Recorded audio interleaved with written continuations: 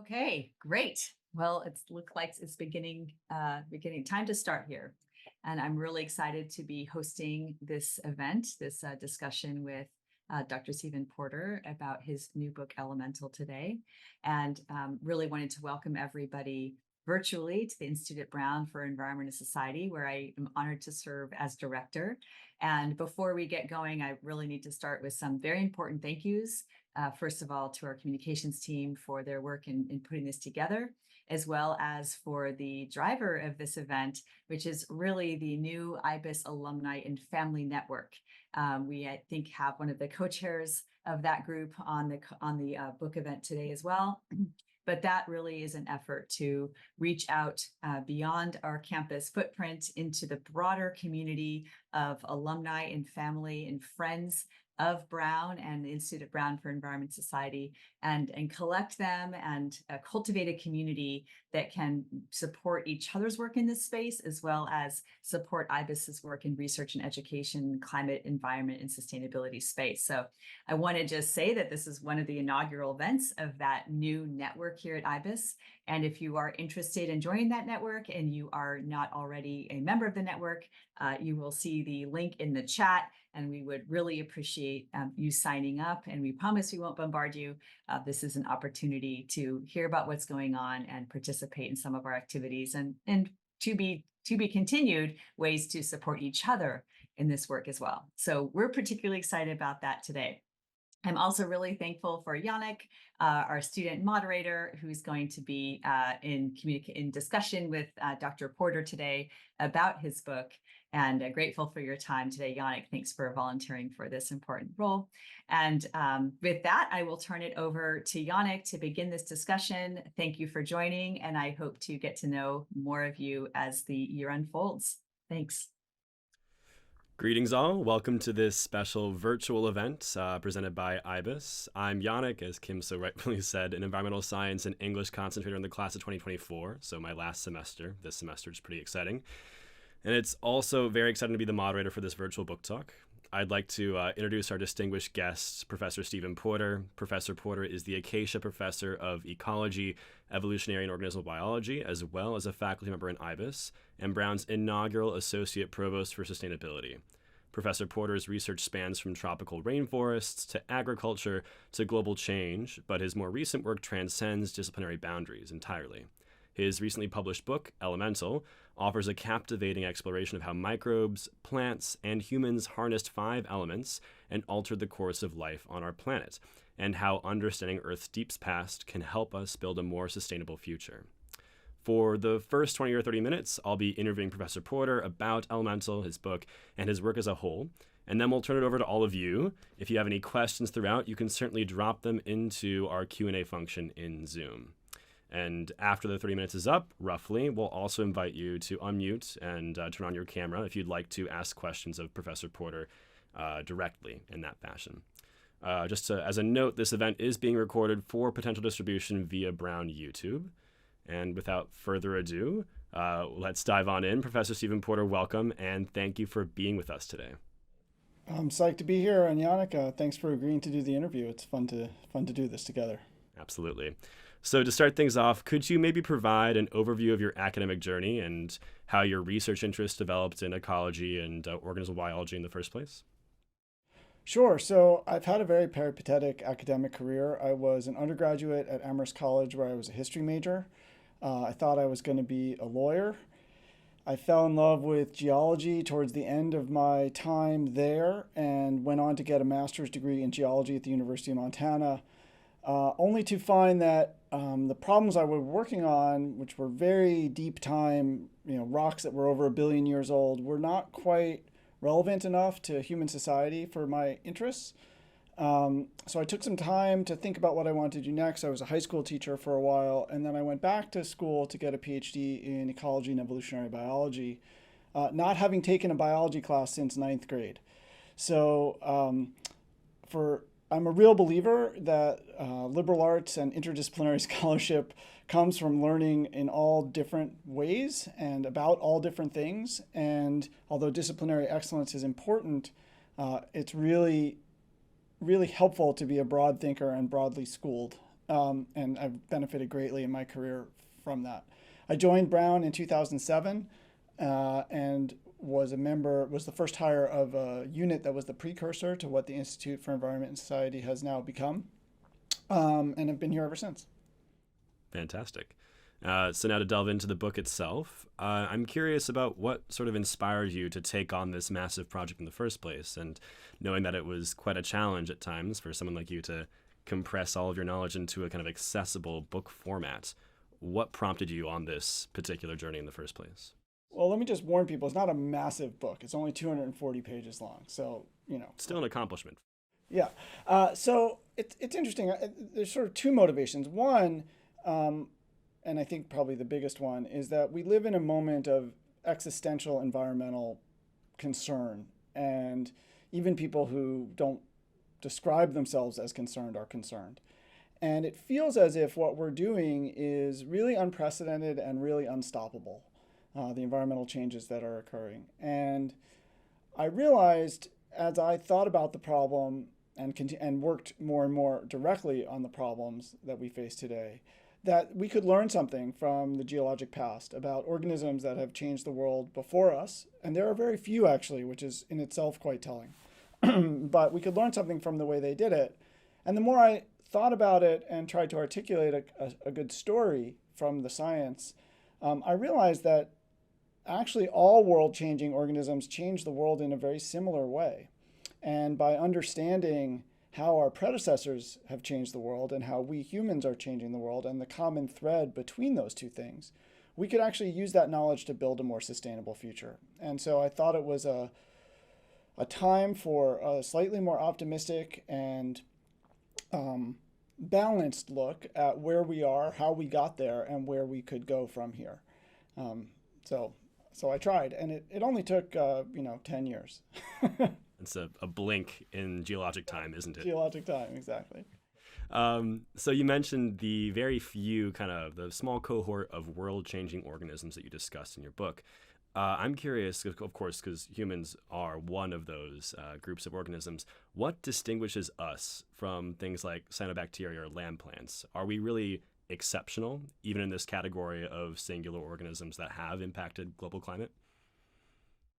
So there are two things that make us exceptional. And for those people who don't think a lot about cyanobacteria and plants, I guess let me just give a little bit of a segue there. So one of the interesting things about my particular field in biology is that it's a very abstract, it considers life in a very abstract way. And what I mean by that is we think of life as the challenge of being alive is the challenge of gathering the elements that you need to build your body from your environment. So all of us, from humans to bacteria to fungi to plants, we're all made of roughly the same stuff. Hydrogen and oxygen, which are the components of water, carbon, nitrogen, and phosphorus. So we're all basically exactly the same. And the challenge of life is to pull those elements in the right proportions from the environment. But those elements also play a critical role in determining what the environment is like, because many of them are the constituents of the gases that keep our planet warm enough to be habitable. So when life evolves a new way of gathering these elements from the environment, it can actually change the environment profoundly. And that's the common thread that links us to the cyanobacteria, who precipitated the biggest environmental change of all time 2.2 billion years ago, to the land plants, who pulled so much carbon dioxide out of the air that they froze the planet 300 million years ago, to humans who dug up those land plants, which are now fossilized as coal, and liberated the carbon that was stored in their bodies, injected it back in the atmosphere, and are now causing climate change. So that's the thread that links us. So what makes humans unique? Two things make us unique. One, on the downside, is the rapidity with which we're doing it. So it took the cyanobacteria hundreds of millions of years to change the world. It took the land plants 100 million years to change the world. It's taking us a century and a half, right? So 1 million times faster. And the rapidity of change is really problematic because adapting to a very slow change is easy, but adapting to a really fast change is hard. So if you're going to drive your car into a tree, do it at 1 mile an hour, not 100 miles an hour, right? And we're kind of doing it at 100 miles an hour. That's the downside. On the upside, most of the changes that are occurring because of human activity are not actually things that we need to continue. So for example, our changing of the atmosphere by injecting so much carbon dioxide into the atmosphere is a result of our need for energy, not our desire to put CO2 in the air. Our spilling of nitrogen and phosphorus into waterways and causing toxic algal blooms and air quality problems and all the things that come with that comes from our desire to grow enough food for our population, not from a need to spill that stuff into the environment. And so, unlike our world-changing predecessors, whose effects were linked directly to the chemistry of their bodies, our effects are linked to the chemistry of our society, and those we can change. It's not internal to us, it is external to us. And therefore, it gives us an opportunity to be wiser in our management in the flows of these elements in a way that gives us what we want, like energy and food, without the negative environmental consequences that we don't want. And that is the challenge of the 21st century. That makes a lot of sense to me. I like the image of chemistry on the individual level with these prior organisms versus a societal one. That makes good sense to me. When we think about, and you mentioned this already in your previous answer, addressing that problem through wise management and wiser use, what might that look like if we're looking to address and modify the way that, again, this societal chemistry actually exists as we currently know it?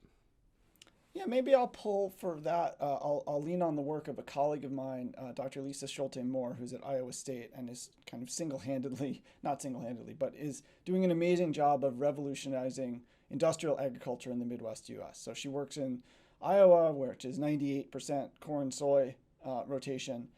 And she's figured out a way to reintroduce strips of native prairie into these intensive corn soy operations in a way that reduces the amount of nutrient pollution that comes off these farms by 75-80% without reducing the corn yield or the profit to the farmer or any of the other parts of the agricultural system, right? And so there's an example where, I mean, there's a lot to be said about the waste in Midwestern agriculture in general, but to the extent that the system is working in a certain way and having huge environmental impacts, she's innovated a change to the management that farmers love and has a co-benefit of reducing pollution, increasing biodiversity, doing all these good things. So that's a clever way, right, to take the system that we have, change management in a way that's societally acceptable, in fact, societally desired, and reduce the negative consequences of the system that we have in place. And there are opportunities like this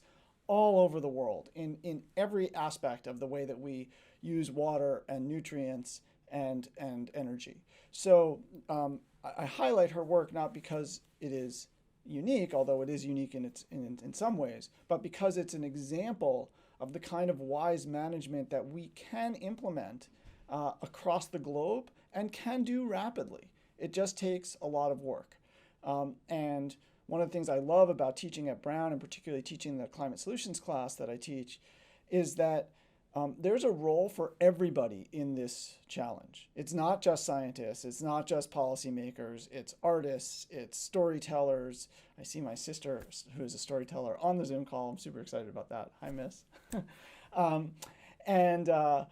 So there's an opportunity for everybody, and that's really empowering to students because a lot of them come in and they, I'm not an engineer, or I don't know climate science, or I'm not an economist or a math person. How can I contribute to this grand societal challenge? And the answer is we need everybody.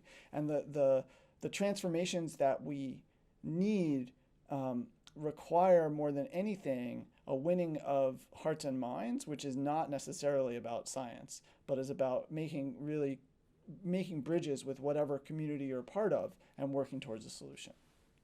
That's lovely. Going off of that note about winning hearts and minds, I think personally that the Elemental in its format in particular, and the way that it approaches this grand problem, does a really good job of not shying away from the hard science that we've already addressed, but doing so in a way that actually does kind of bring people into the fold and into the flock.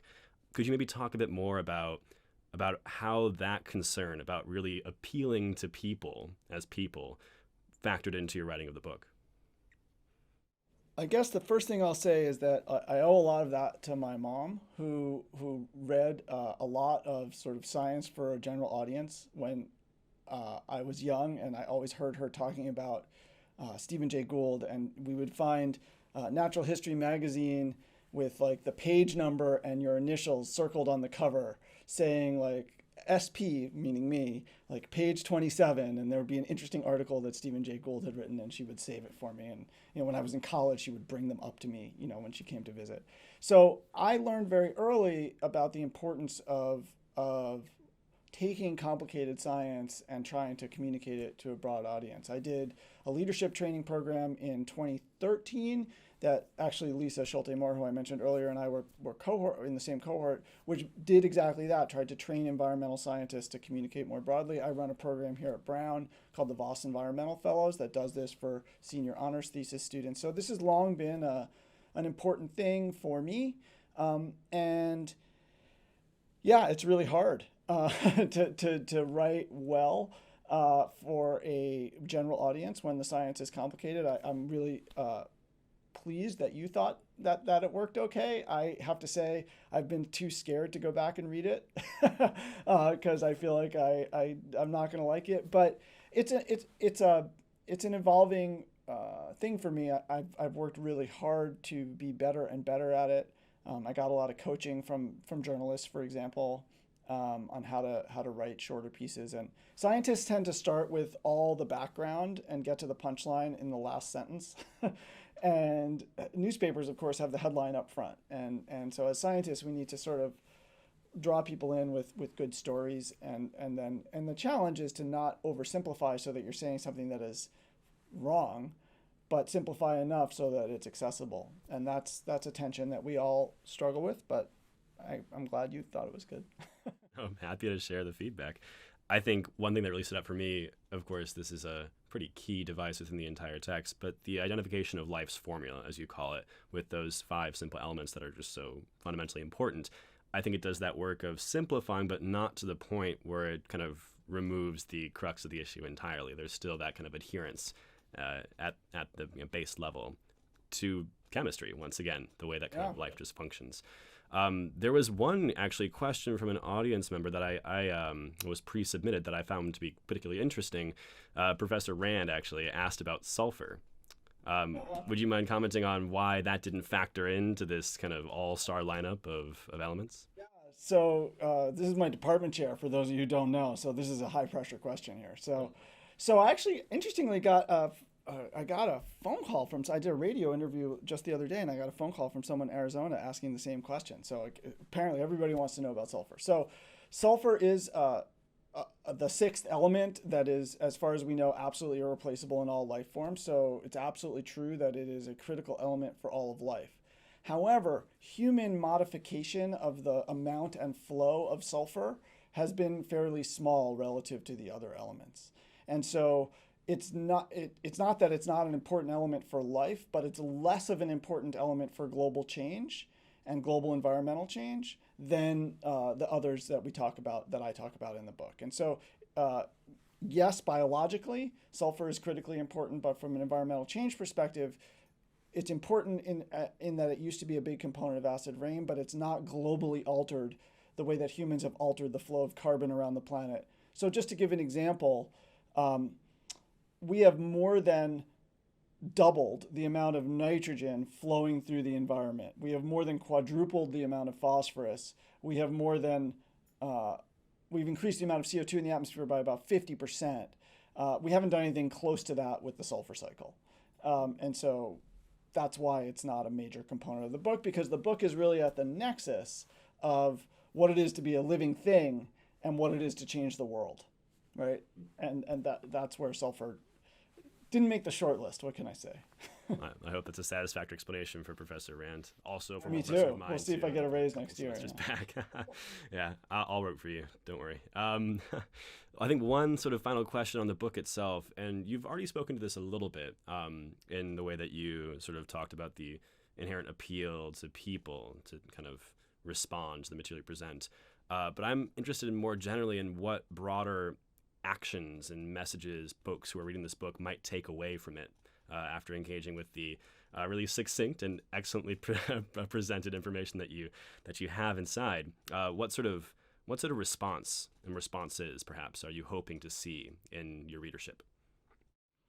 Yeah, so I guess I have three main responses that I would love to see in the readership. And this actually speaks, so Janek hasn't mentioned this, but he and I work together on a radio show that we produce called Possibly. He's a senior, what's your title? Senior managing something? Senior reporter, and it does a wonderful job. And this is a radio show that talks about sustainability and sustainability science. So, and the reason I bring that up is because that's part of what I want people to get from this. So the first thing I want people to get from this is that there is hope, that we can make a difference.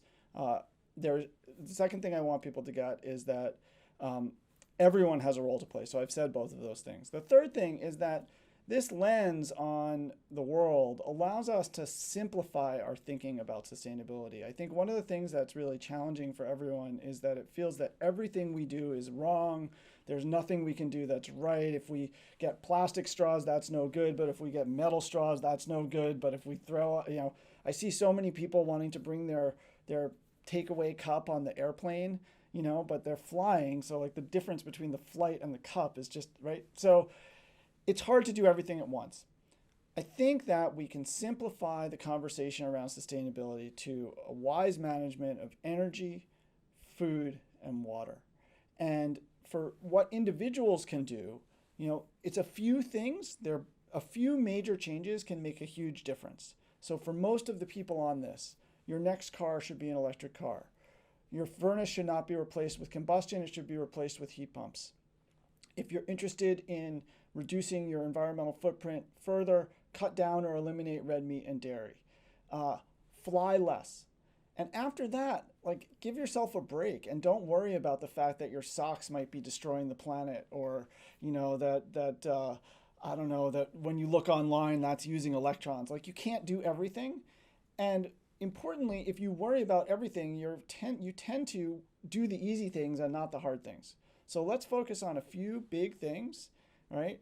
And release you from the unbelievable cognitive load of thinking that everything you do is destroying the planet. Right?